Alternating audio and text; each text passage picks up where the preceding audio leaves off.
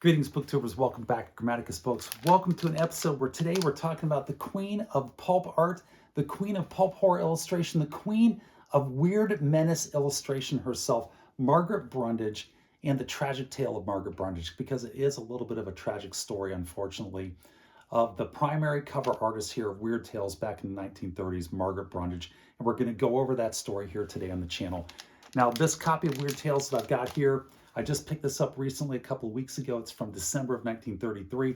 Has this wonderful Margaret Brundage cover on it that sent me down the Margaret Brundage deep dive rabbit hole.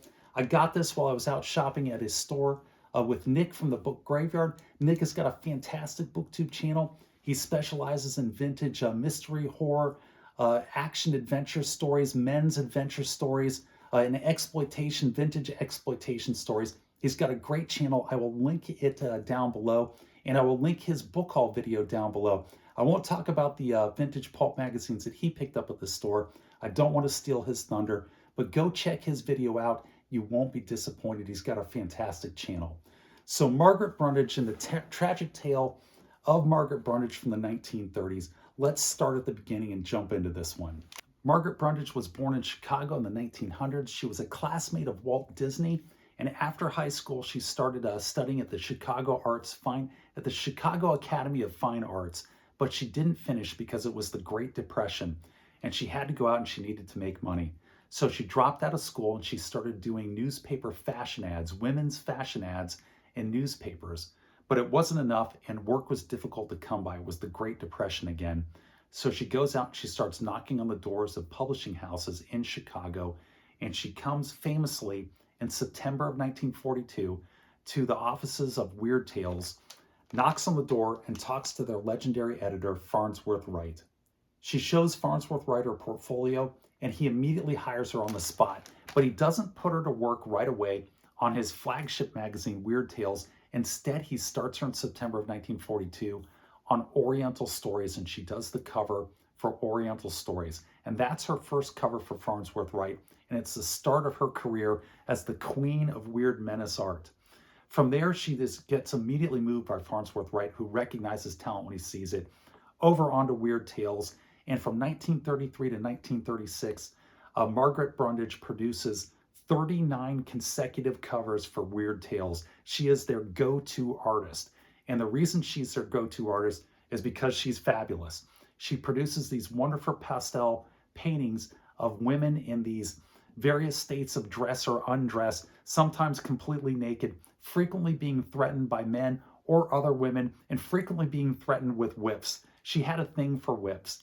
And they are lurid, they're saucy, they're spicy, they're salacious, and they define the genre of Weird-Menace art that was so popular and was such a big reason why these magazines, these pulps in the 1930s sold, and in particular why she was selling these ones here for Weird Tales back in the 1930s.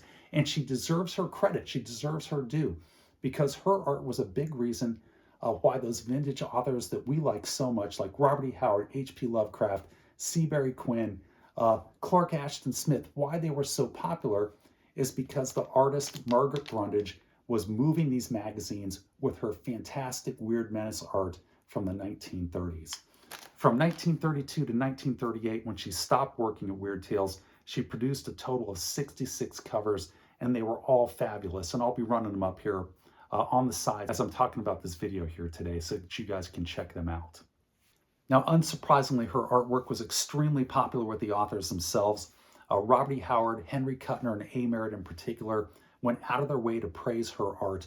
And these authors and others would frequently write scenes into their stories that were designed to catch the eye of Margaret Brundage, so that she would choose their story and illustrate that scene and put it up on the cover of Weird Tales. And so you find that Robert E. Howard and these other people, these other authors, are frequently putting in these whipping scenes into their stories that seem very gratuitous.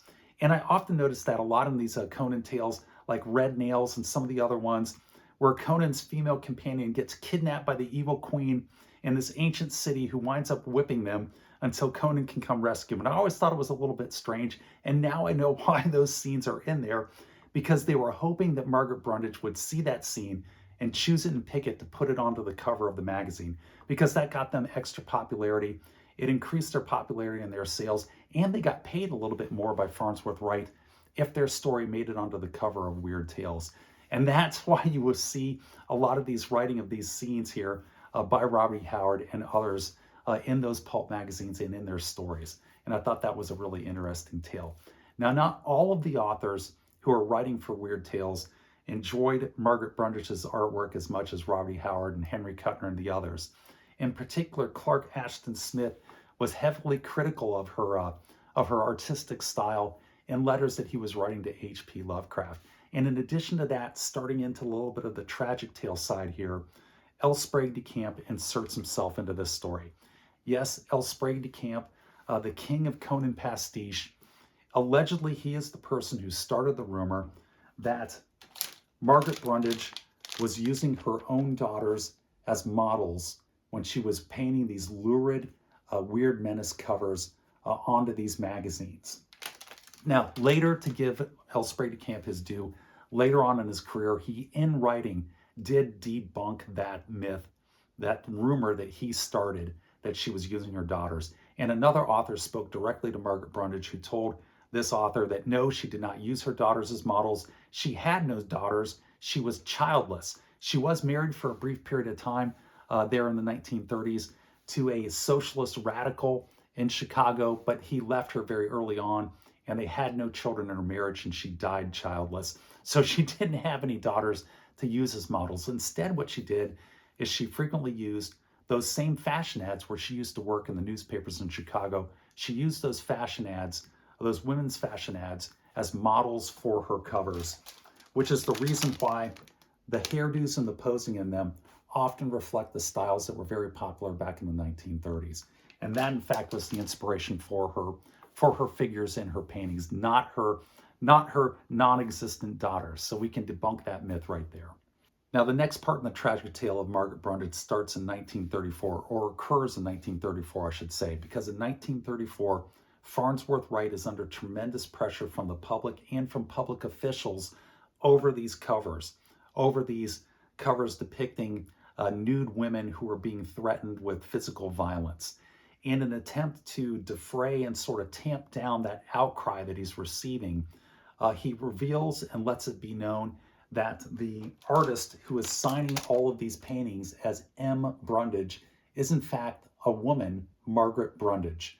And so he lets it out that it's a woman who's doing these and identifies her as Margaret Brundage.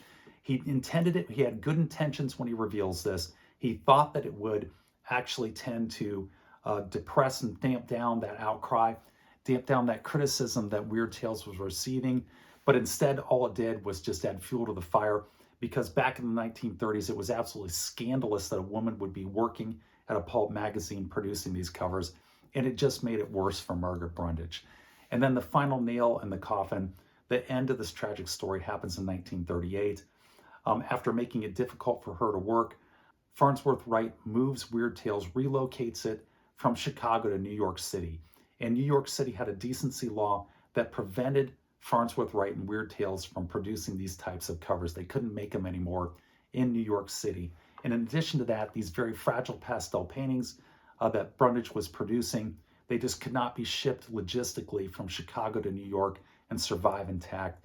And that was the end of her career as a cover artist for all intents and purposes there in 1938. And she never worked with any frequency, with any regularity, producing these covers after they relocated to New York City in 1938.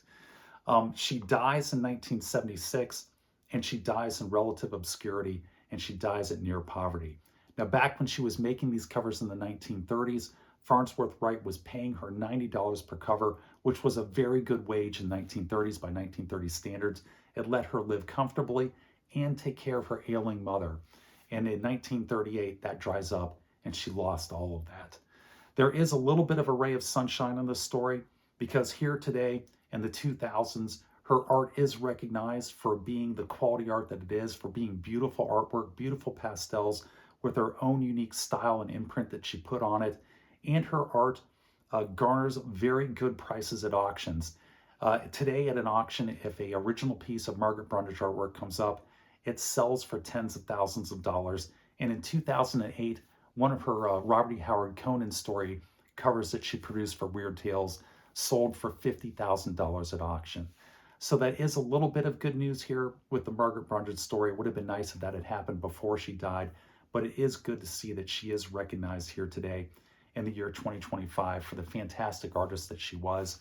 And I would like to recognize her here today on the channel because it was her artwork that, at least in some part, helped publicize and helped keep alive these stories by these authors that we love so much, such as Conan and Robert E. Howard and Kane, and Clark Ashton Smith, Seabury Quinn, A. Merritt, Henry Kuttner, and all those others who were producing works here, these stories back in the 1930s in the pulps, and Margaret Brundage and others like her that were able to popularize those stories with their fantastic artwork. And with that, I'm going to wrap this one up, and I'm going to say take care, be safe, and I will catch you guys next time.